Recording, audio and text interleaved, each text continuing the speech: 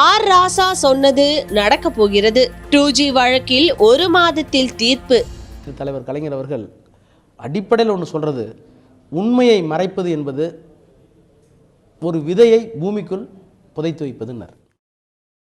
உண்மையை யாராவது மறைக்க வேண்டும் என்று நினைத்தால் அது வேறு ஒன்றுமல்ல, ஒரு விதையை மண்ணுக்குள் தூக்கி எறிந்து விட்டு போகிறீர்கள் என்றைக்கேனும் அது முளைக்கும்னர். உண்மை ஒரு நாள் வெளியே வந்து தீரும் என்ற ஆர் ராசாவின் இந்த ஆணித்தரமான பேச்சு 2G வழக்கு விவகாரத்தில் நீதி கிடைக்கும் என்ற நம்பிக்கையை ஏற்படுத்தியுள்ளது. 2017 டிசம்பர் 21 2G வழக்கில் ஆர் ராசா மீதான குற்றச்சாட்டை நிரூபிக்க போதிய ஆதாரம் இல்லை என கூறி சிபிஐ சிறப்பு நீதிமன்ற நீதிபதி OP சைனி அவரை விடுவித்தார். அந்த தீர்ப்பு வந்த நாள் முதல் தான் மிகவும் உத்தமன் என்றும் தனக்கு அநீதி இழைக்கப்பட்டு விட்டதாகவும் மீடியாக்கள் முன்பு ஆர் ராசா கொக்கரித்து வருகிறார். ஆர் ராசா சொல்வது போல உண்மையை மறைத்து வைப்பது விதையை மண்ணில் புதைத்து வைப்பதற்கு சமம். மத்தியிலும் மாநிலத்திலும் இருந்த அதிகாரத்தை பயன்படுத்தி இவர்கள் மண்ணில் புதைத்த 2G விதை தற்போது ஆலமரமாக வளர்ந்துள்ளது. அண்மையில் பாஜக மாநில தலைவர் அண்ணாமலை 2 ஆடியோக்களை அடுத்தடுத்து வெளியிட்டார். முதல் ஆடியோ, சிஎம் பேசினாங்க சார். ஊட்டியில இருந்து ஆடிட்டர் வந்து செக்அப் பண்ணிக்கிட்டு அந்த 1 மணி 1:30 தான் வருவாரு. அன்னைக்கே அதை முடிச்சிடலாம், அந்த ஃபிஷர்மேன் இதோட அப்படியே கேமோஃபிளாஜ் ஆயிட்டோங்கிறாங்க. ஃபிஷர்மேன் கூட அதுக்கு இன்னைக்கே பண்ணிட்டோம்னா ஃபிஷர்மேன் இஷ்யூல அப்படியே கேமோஃபிளாஜ் ஆயிடும் அப்படிங்கிறாங்க. சரி. அப்போ சொல்லிடலாம், சொல்லிட்டேன். சொல்லுங்க. அவங்க தயாரா கேட்டு சொல்லுங்க. எங்க சார்? திட்டம் பண்ணிட்டே இருக்கேன், கல்யாணத்தை அட்டன் பண்ணிட்டு இங்க அவங்க தயாரா இருக்காங்க. நம்ம பீப்புள். ஆமா நம்ம பீப்புள். இப்ப நான் சரத்து அடிச்சு அடிக்கிறேன் சார். அவங்க ஓகேன்னு சொன்னா உடனே கம்யூனிகேட் பண்ணலாம். Yes sir. ஓகே. சிபிஐ எப்போது ரைடு நடத்த வேண்டும், வேறு எந்த அரசியல் விவகாரம் பரபரப்பாக பேசப்படும் போது ரைடு நடத்தினால் மக்கள் கவனிக்க மாட்டார்கள் என்பதையெல்லாம் திட்டமிட்டு கண் துடைப்புக்காக ரைடு நடத்தப்பட்டுள்ளது. அமைதிப்படை சத்யராஜ் போல எந்த பிரச்சனையை கிளப்பிவிட்டால் 2G பிரச்சனையை மக்கள் மறப்பார்கள் என திட்டமிட்டு அந்த நாளில் ரைட் நடத்தப்பட்டுள்ளது. இதற்கு அடுத்ததாக அண்ணாமலை ஒரு ஆடியோ வெளியிட்டார். ரைட் நடத்துவதற்கு எந்த அதிகாரிகள் வர வேண்டும், என்னென்ன கேள்விகள் கேட்க வேண்டும் என ஆர் ராசா, ஜாஃபர் சேட் ஆகியோர் பேசிக்கொள்வது அந்த ஆடியோவில் இடம்பெற்றிருந்தது. சொல்லுங்க சார்.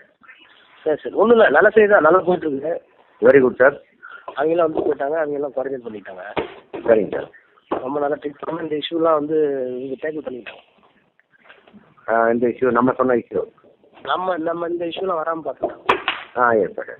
வேற ஒரு அரேஞ்ச்மெண்ட் நேற்று ஒரு ஜாயின் பண்ணல.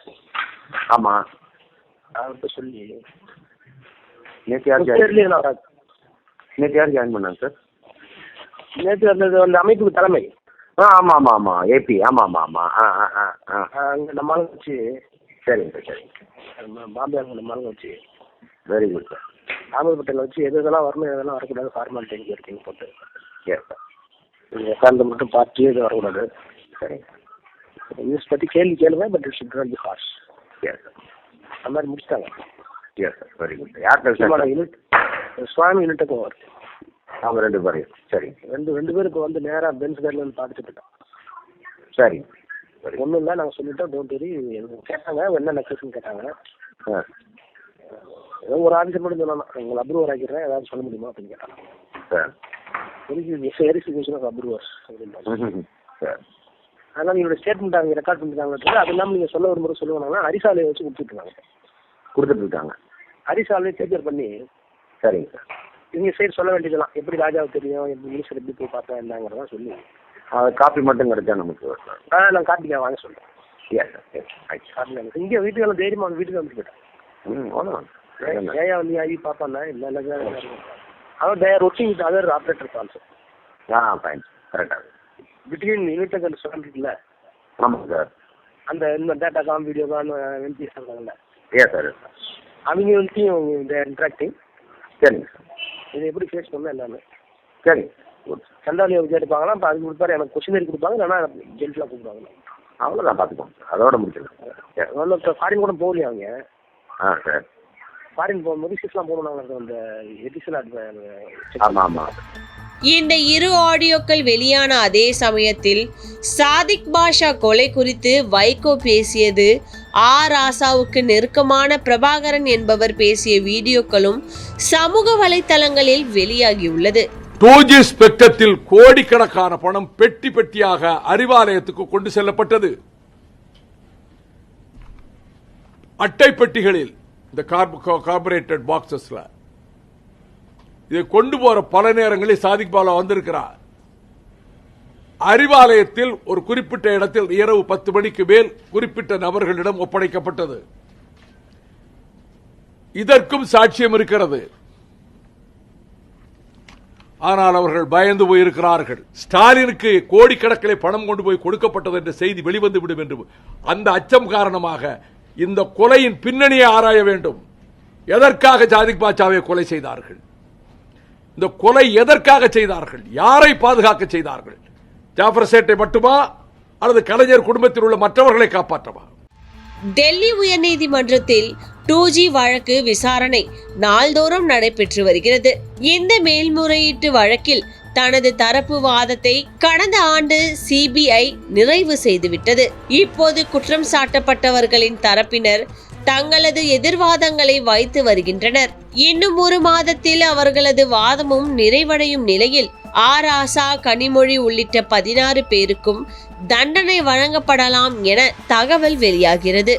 இந்த வழக்கை இதற்கு முன்பு விசாரித்த நீதிபதி OP ஷைனி பல முக்கிய ஆதாரங்களை கருத்தில் கொள்ள தவறிவிட்டதாக சிபிஐ ஏற்கனவே குற்றம் சாட்டியிருந்தது. இதே குற்றச்சாட்டை தற்போது வழக்கை விசாரித்து வரும் டெல்லி உயர்நீதிமன்றமும் முன்வைத்துள்ளது.